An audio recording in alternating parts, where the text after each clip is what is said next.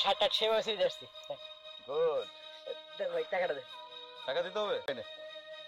আচ্ছা ভাই একটা কথা, মানে ওই লোকটা এভাবে শার্টটা ছিঁড়ে দেন, মানে কারণটা কি? তোকে এত কিছু বুঝতে হবে না, তুই যা। তুই দেওয়ার কোনো মানেই হতো না। ঠিকই বলেছিস। ওর যে রেজাল্ট, ও যদি আজকে সত্যি সত্যি ইন্টারভিউ দিত তাহলে আমি বেরাবে। হ্যাঁ, যাই হোক, বাদ দে। এখন আমরা যাই, চল। আমরা যদি টাইম মতো না যাই তাহলে তো আমাদের ইন্টারভিউ 10 জন আসছেন, কিন্তু আপনাদের সঙ্গে তো আরেকজন আসার কথা ছিল। সে কোথায়? অ্যাকচুয়ালি উনি কোথায় সেটা তো আমরা জানি। একটা অফিসে জব করার জন্য শিক্ষাগত যোগ্যতা ছাড়া আর কি কি যোগ্যতার প্রয়োজন? ম্যাডাম, সব যোগ্য। ও আচ্ছা, তার মানে আপনারা বলতে চাচ্ছেন আপনাদের মধ্যে সততা আছে। হ্যাঁ ম্যাডাম, দেখুন আমরা একদম টাইমলি অফিসে আসছি। আজকে আমার ইন্টারভিউ ডেট ছিল। মানে আপনি কি ফকিরের মতো কি ড্রেস পরে আসছেন? কি অবস্থা আপনার? আপনার তো ইন্টারভিউ নেয়াই হবে না। ম্যাম, আমি আপনাকে এক্সপ্লেইন করতেছি। অ্যাকচুয়ালি আমি যখন ইন্টারভিউ দেওয়ার জন্য আসতেছিলাম তখন পারি নাই, ও চলে গেছে।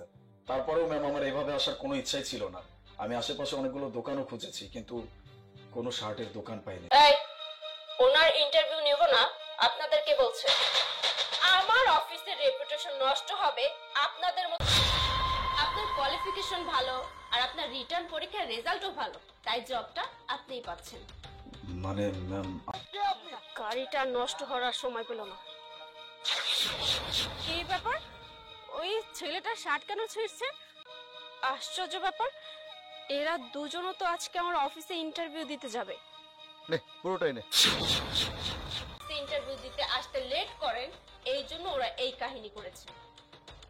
আপনি কোন পোশাক পরে ইন্টারভিউ দিতে আসবেন এটা আপনি যে আমার পরিস্থিতি বুঝতে পারছেন, তাতে আমি আপনার কাছে অনেক থ্যাঙ্কফুল। আর ম্যাডাম, ওনাদেরকে কি বলবো? ওনাদের তো নিজের উপর হ্যাঁ, আমি মানতেছি আপনাদের থেকে আমার কোয়ালিফিকেশনস ভালো, আমার স্কিলস ভালো। তার মানে এই না যে আপনারা হেরে গেছেন। আমাকে ডাম্প করে আপনারা কিভাবে ওকে ডাম্প করে চাকরিটা নেওয়ার চেষ্টা করেন। বাই দ্য ওয়ে, অনেকগুলো কথা বলে ফেলছি। যদি মনে দুঃখ কষ্ট পেয়ে থাকেন আমাকে মাফ করবেন। করে আর কোথাও চাকরির ব্যবস্থা করবেন না। যান বলছি, এখান থেকে বেরিয়ে যান।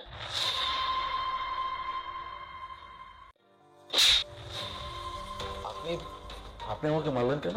কারণ হচ্ছে আমার জীবিকা নির্বাহের জন্য আমার ব্যক্তিত্ব পরিবর্তন। ভুল কোনো রুমে চলে আসছে।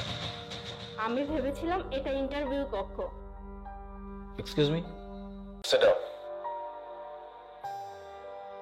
Thank you sir. ফাইন। এটা একটা write something on this paper.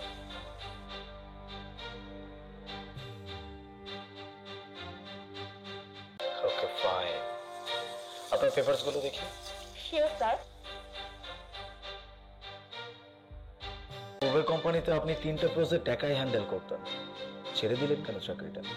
Sir, আমি চাকরি ছাড়িনি, বরঞ্চ আমি যে ধর্ম অনুযায়ী শালীনতাভাবে চলি এটা তাদের অফিসের সঙ্গে যাচ্ছে না। শুরু থেকেই তারা বারবার আমার পোশাক নিয়ে মন থেকে অফিসিয়াল কাজ কমপ্লিট করব, কিন্তু বেশি দিন করতে পারলাম না। তারা আমাকে বলেছিল আমাকে ঠিকই তো করছে, ভুল তো কিছু করেনি। এইরকম ভাবে তো কোথাও কোনোভাবে চাকরি করা যায় না, তো এভাবে চলবে না। আমার অফিসে যদি হয় তাহলে তো আমি আপনাকে সেম কথাটাই বলবো। দেখুন স্যার, আমি যদি ধরাই তাহলে অবশ্যই আপনাদের সঙ্গে মিশে কাজ করতে হবে, তাই আমার কাছে দুটোই মেনটেন করা জরুরি। এরপরেও আপনি নিজেই দেখুন না, আপনার এই পার্সোনালিটি কোনোভাবেই আমার অফিসের সাথে যায় না। আমার অফিসে যদি আপনার জব এর জন্য আমার ব্যক্তিত্ব পরিবর্তন করতে পারবো। আমার পার্সোনালিটি, আমার ড্রেস আপ সবকিছু ঠিক রেখেই আমি কোথাও না কোথাও আমাকে কেউ না কেউ অ্যাকসেপ্ট করবেই। কারণ স্যার, সবার মেন্টালিটি তো আর এক না। বাহ, জিনিসটা আমার এই রুমে থাকা উচিত না। আপনার বাম পাশে থাকা ওই সিগারেটের প্যাকেটটি, কেননা এই সিগারেটটা যায় না। এই সিগারেটটির যথাযথ স্থান আপনার ড্রয়ার নয়তো অন্য কোনো স্থান। কারণ হচ্ছে করার জন্য এটা এখানে রেখেছেন। আপনি কিভাবে নিশ্চিতভাবে বলতে পারতেছেন যে সিগারেটটা আমি শুধুমাত্র পরীক্ষা করার জন্য রাখছি? এটা তো আমি বাইরে সাইনবোর্ডে দেখে আসছি নো স্মোকিং, তাই আমি সিগারেটটি দেখেই বুঝতে পেরেছি আপনি আমাকে পরীক্ষা থাকতো। Wow, I am impressed.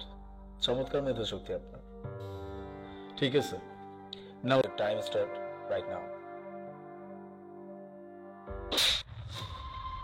আপনি আপনি আমাকে মারলেন কেন? আমি জাস্ট শকড হয়ে যাচ্ছি যে একটা মানুষের উপস্থিত বুদ্ধি এত সুন্দর কিভাবে হইতে পারে।